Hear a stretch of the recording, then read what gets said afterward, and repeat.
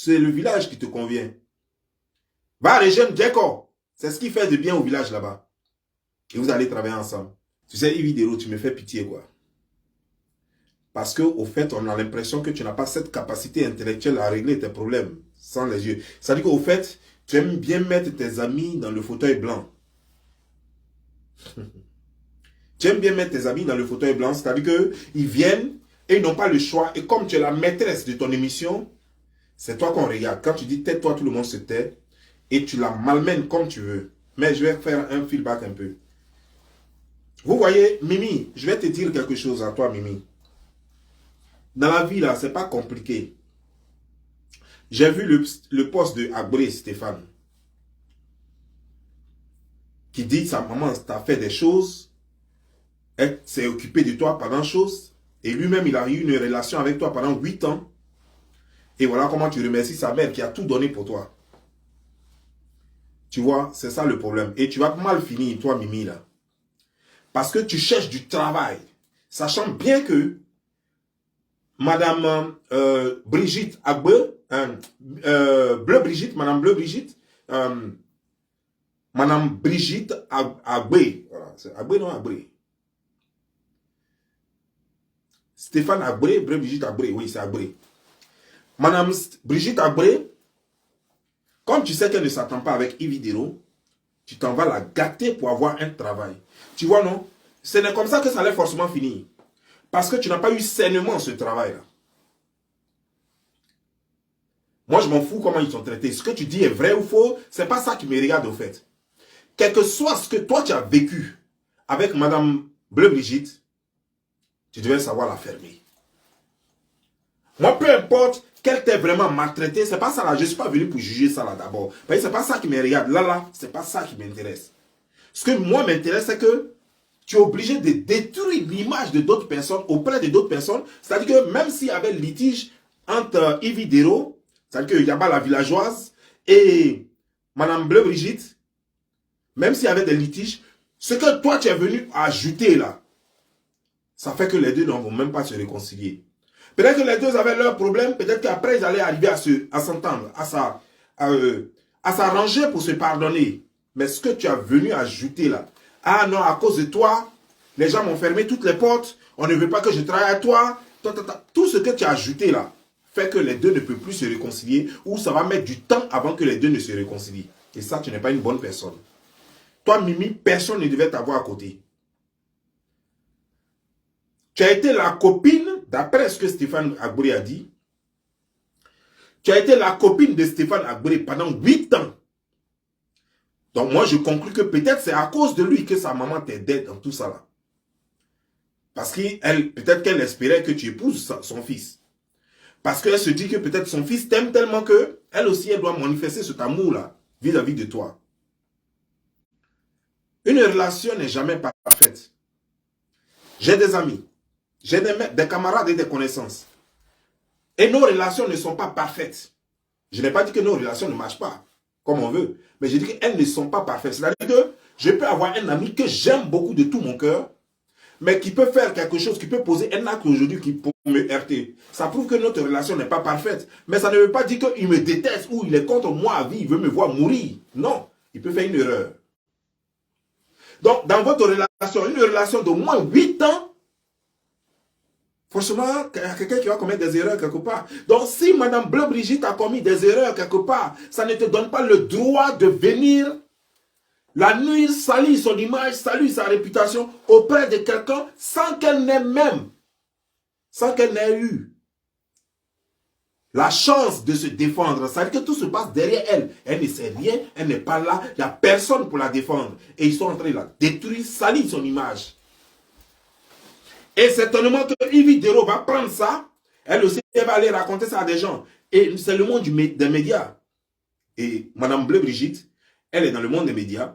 Ividero est dans le monde des médias. Donc, ceux-mêmes qui pouvaient donner contrat même à Madame Bleu Brigitte, Ividero aussi va aller salir là-bas. Ah, c'est là, elle est contre moi, elle va aller raconter n'importe quoi. Et ça va embéminer les choses, ça va faire que, ça va bloquer aussi les affaires de Ividero, de Madame Bleu Brigitte. Madame Bleu Brigitte aussi va dire que ah, Ividero est contre moi. Elle va aller aussi raconter Ce qu'elle sait de Yvidero ailleurs, ça va. Et, tu vois, non? Et puis toi, tu es au milieu et tu es contente parce que tout ce que tu veux, un truc de chroniqueur, à cause de poste de chroniqueur. Pour quelqu'un qui t'a aidé, qui t'a fait tourner dans des films pendant près de 8 ans, qui t'a aidé pour simplement, je dis bien simplement, un poste de chroniqueur de 25 000 francs par mois. Pour un poste de chroniqueur de 25 000 francs par mois. Tu t'as détruit une relation de 8 ans. Excusez-moi, je ne vous ai pas dit 8 jours. Excusez-moi, je ne vous ai pas dit 8 semaines. Excusez-moi, je ne vous ai pas dit 8 mois. Je dis bien 8 ans au moins. Une relation d'au moins 8 ans. Tu allais détruire ça juste pour avoir un petit boulot de chroniqueur. Et aujourd'hui, ça se retourne contre toi. Tu vas, mais toi, tu es une manipulatrice, tu es une menteuse, dis donc. Tu vas sur le plateau de Yvidero, elle te chasse et tu t'en vas raconter aux gens que c'est toi-même qui es parti de toi-même. Et elle t'a blagué. Elle t'a fait revenir sur le même plateau pour que vous en parlez. Et elle t'a humilié comme jamais. Et j'ai regardé ton visage comme ça, on dirait un chien battu. Tu faisais pitié et en même temps j'avais mal. J'avais mal parce que ce que Yvidero a fait, ce n'est pas faisable. Et j'avais mal parce que tu as été petite dans la tête du début à la fin. J'avais mal parce que vous me faites pitié. Parce que toi et Yaba la villageoise, vous me faites pitié parce que vous n'avez rien dans la tête. Ce sont des choses qu'on ne vient pas régler à la télévision. Ce sont des choses qui se règlent en aparté, en inbox. Ce sont des choses qui se règlent en famille. Ce sont des choses où tu invites ta camarade à un café et puis vous mettez les points sur les i. Ou alors Yvidero, tu as peur d'elle. Pourquoi depuis que tu fais tes trucs, tu ne cherches pas à régler tes affaires avec tes amis face à face, à deux, sans qu'il y ait caméra, sans qu'il y ait garde des corps pour te protéger. Parce que quand elles viennent sur ton podium, toi, tu es protégé et elles ne sont pas protégées. Tu as des gardes de corps là, la télévision te protège, tout te protège, les micros sont à ta disposition. Si tu dis couper tel micro, on coupe et tu fais ce que tu veux. Tu prends avantage sur tout le monde. Et tu profites pour écraser tes amis. Mais dis donc, mais c'est Abidjan. C'est Abidjan. C'est Abidjan dont on peut se permettre n'importe quoi. Parce que personne ne peut t'envoyer son avocat. Personne ne peut convoquer, ne peut sous ces choses comme ta chaîne là. Et les gens te regardent. Et pourtant, ils ont la possibilité de traduire cette chaîne en justice, y compris toi. Mais personne ne veut le faire. Et tout le monde te regarde. Et les gens ont peur. Parce que tu fais croire au monde entier que tu as des bras droits et que toi, tu manges avec la femme d'Alassane Draman Ouattara. Et qu'Alassane Draman Ouattara, toi-même là, c'est toi qui dors au chevet de son lit. Tout ça là pour intimider les gens. Pourtant, tu mens. Alassane ne te connaît pas. Sa femme ne te connaît pas. J'ai vu, il fait pitié. J'ai vu la bassesse, la petitesse d'une femme qui se fait appeler Mimi. J'ai vu le manque de professionnalisme. J'ai vu le manque comment dire, de maturité d'une femme se disant une professionnelle des médias, une animatrice. Et j'ai eu pitié. J'ai eu pitié parce que normalement, c'est pas comme ça que ça doit se passer, Yaba la villageoise. Yaba, tu ne vaux rien. Et je crois que les autorités vont prendre les dispositions pour pouvoir fermer ton émission là. Parce que ça va un peu trop loin maintenant.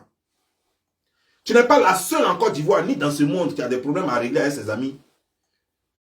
Des gens ont des problèmes à régler et avec leurs parents, et avec leurs amis, et avec leurs patrons, et avec leurs collègues. Mais ils n'agissent pas comme tu agis là. Tu n'es pas la seule animatrice télé qui a des problèmes à régler avec tout le monde. Mais tu es la seule animatrice télé qui appelle ses amis pour régler ses problèmes dans son émission. Et ça, sérieusement, c'est intolérable. Nous ne pouvons pas supporter ça longtemps dans un pays. Des gens vont utiliser leur pouvoir pour écraser d'autres personnes pour les humilier. C'est vrai, cette femme, ce qu'elle a fait à Madame Bleu Brigitte et à son fils, c'est pas bien. Mais tu n'avais pas le droit de l'humilier comme ça. Elle doit avoir sa dignité quand même. Tu n'avais pas le droit de venir l'exposer devant tout le monde. Pourquoi quand elle te disait tout ça là, Pourquoi tu n'as pas pris ton téléphone et que tu n'as pas appelé courageusement Madame Bleu Brigitte et pour lui dire, ah voilà ce que Mimi vient de me dire. Est-ce que moi, j'étais une fois fait ça? Mais pourquoi tu m'en veux? Pourquoi tu lui coupes les vivres? Mais moi, quand elle et moi, on est ensemble, on ne parle pas de toi. Pourquoi tu ne lui as pas, tu ne lui as pas dit ça? Pourquoi tu as laissé faire? Pourquoi vous avez critiqué et maintenant tu jettes la faute sur elle seule, sur Mimi seule? Toi et Mimi, vous avez critiqué ensemble Stéphane Abré et sa mère. Et aujourd'hui, tu parles à Mimi et tu ne veux même pas qu'elle prenne la parole et tu mets toute la faute sur elle seule. Comme si toi, tu étais la gentille, comme si toi, c'est toi qui lui avais donné le travail, alors que tu lui as donné ce travail parce qu'elle a critiqué tes ennemis. Tu sais qu'elle ne méritait pas le travail. Tu sais très bien que tu n'avais pas envie de lui donner le travail. Tu lui as donné le travail tout simplement pour te venger de tes amis. Pour te venger de Madame Bleu Brigitte et de son fils. Pour montrer que oui, toi, tu peux employer ses ennemis. Pour montrer que toi, tu peux recruter ses ennemis et puis elle va être isolée. Elle va être isolée. C'est pour ça que tu as donné ce travail-là. En réalité, les qualités de la fille ne t'ont jamais intéressé. Puisque tu sais que cette fille n'a vraiment pas de qualité. Parce que la seule qualité qu'elle a, c'est de cogner la tête des gens. Elle ne sait rien faire. Et c'est dommage. C'est dommage. Parce que Madame Bleu Brigitte, c'est une femme qui a ses défauts. Mais Madame Bleu Brigitte, je ne crois pas qu'elle puisse te nuire. Puisque si Madame Bleu Brigitte a besoin de te nuire, elle ne se servira jamais d'une cervelée comme Mimi. Pendant 8 ans, elle ne peut pas chercher toi à te nuire en passant par Mimi pendant 8 ans. Pendant les 8 ans, toi tu étais où? Pendant qu'elle s'occupait de Mimi, là, toi tu étais où pendant ces 8 ans? Tu étais une femme qui se faisait laper en désordre en France, avec un petit sac sans marque, et tu te promenais dans tous les petits maquis et tu étais sale traceuse. En France, pendant ce temps, elle s'occupait de Mimi. Pendant les 8 ans. Elle s'occupait de Mimi. Mimi, elle nourrissait Mimi. Elle veillait à l'avenir de Mimi. Et elle ne te connaissait pas. Elle ne savait même pas qui tu étais. Tu n'étais rien en ce moment encore. Pendant qu'elle s'occupait de Mimi. Donc, sa relation avec Mimi ne reposait pas sur toi. Mais toi, ta relation avec Mimi reposait sur elle. Parce que tu cherchais les ennemis de Mimi, les ennemis de Madame Bleu Brigitte, pour pouvoir asseoir ton pouvoir. Généralement, les gens qui agissent comme ça, c'est les gens qui sont ni loi, ni foi. C'est les gens qui ne connaissent pas Dieu, en fait, des mécréants, simplement. C'est eux qui agissent comme ça. Parce que tu cherches par là partout. Tu es ce qu'on appelle aux États-Unis ici, troublemaker. Ça veut dire que tu cherches par là, partout où il y a par là, il faut que tu sois là. Pourquoi tu ne peux pas passer un temps, ça veut dire que construire la paix. Tu as invité Yaka Yaka sur ta page, dans ton émission. Yaka Yaka, c'est un constructeur de paix. Pourquoi ne pas saisir cette occasion pour lui donner cette possibilité de faire la paix sur ta page? Il était là ce jour-là. Il est encore en Côte d'Ivoire. Pourquoi ne pas appeler Yaka Yaka pour réconcilier les gens? Il a déjà fait sur sa page, avec brillance d'ailleurs. Pourquoi il faut que toi tu viennes toujours ouvrir le rideau de la belligérance? Pourquoi un jour tu ne peux pas ouvrir la porte de l'amitié, de l'amour, de la tolérance, du pardon? Pourquoi il faut toujours que tu viennes régler tes histoires, toujours en infligeant le tort aux autres, en humiliant les autres? Pourquoi? Tout simplement parce que c'est ton émission. Parce que c'est ton émission. Alors tu en fais ce que tu veux, n'est-ce pas? Alors tu fais comme tu veux, tu fais ce que tu veux, tu t'en fous du monde en fait, tu t'en fous des gens. Il y a quoi réellement entre le directeur de l'émission, le directeur de ta chaîne et toi? Parce que le monsieur ne sait pas qu'il est en train de tout foutre en l'air. J'interpelle ici le directeur pour lui dire que monsieur, vous êtes en train de foutre votre travail en l'air. Je sais que vous n'êtes pas un petit homme, vous avez certainement travaillé dur, vous avez certainement, vraiment, vous avez tout ce que vous avez à par mérite et non par don. Et ça ne serait pas bien que les gens se servent de votre émission pour foutre tout en l'air. Parce que nous sommes très heureux de votre émission. Pas à cause de Ivy, parce qu'elle ne vaut rien, sérieusement. Parce qu'elle nous démontre chaque jour qu'elle ne vaut rien. Mais nous sommes fiers de votre émission parce que vous faites partie des 3 chaînes qui se sont ajoutées à la RTI. La FTV, la 3 et puis la NCI. Nous sommes fiers. Parce qu'en Côte d'Ivoire, on était fatigué d'entendre RTI. Et Dieu merci, on peut désormais dire, il y a la 3, il y a NCI, il y a Live TV. Donc nous sommes fiers. Mais ce que nous demandons, c'est le respect et les normes. Le respect des normes. C'est le respect des autres. C'est de respecter la dignité des autres. C'est de ne pas humilier les autres. Mais qu'est-ce que vous faites? Vous passez votre temps à donner le micro à des pêches comme Yaba la villageoise pour humilier chaque jour les gens. Les gens ont leur dignité quand même. Ce n'est pas un crime. Si on ne s'entend pas, c'est ce qu'on appelle des malentendus. Même la langue et la dent sont dans la même bouche, mais souvent ils se mordent. Ce n'est pas aussi méchant si moi je dis quelque chose et que tu ne m'as pas compris, et que je prends mal, et qu'on ne s'entende pas, mais après on peut se réconcilier. Est-ce que c'est une raison pour venir t'humilier? Parce que j'ai une chaîne de télévision? Non mais attends. Monsieur le directeur, je crois que vous avez créé cette chaîne pour servir la Côte d'Ivoire et servir les intérêts en éduquant les Ivoiriens. Mais monsieur, je ne sais pas si c'est monsieur ou madame, directeur ou directrice de la NCI, vous ne servez pas les Ivoiriens, vous détruisez les Ivoiriens avec cette chaîne. Par le biais de cette femme, Yaba la villageoise. Franchement, je suis sûr que vous êtes allé à l'école, même si elle n'est pas allée à l'école, mais vous êtes allé à l'école, vous savez ce que ça veut dire la dignité, n'est-ce pas? Vous savez ce que c'est que la réputation, n'est-ce pas? Vous savez ce que c'est que le respect, des choses qu'elle ne connaît pas. Ramenez-la à l'ordre avant que ça ne se gâte. Parce que si vous ne la ramenez pas à l'ordre, nous allons commencer à boycotter sérieusement cette chaîne. À toi, Mimi, je vais te dire une chose. Mimi, tu es moins qu'une femme. Tu es juste la misère incarnée. Tu n'as pas de dignité. D'abord, on t'a chassé sur une chaîne de télévision. On te chasse sur une chaîne de télévision, tu t'en vas. Tu viens faire interview sur cette chaîne-là par rapport à quoi? C'est parce que toi-même tu sais que... Et puis tu sais surtout, tu connais ces techniques.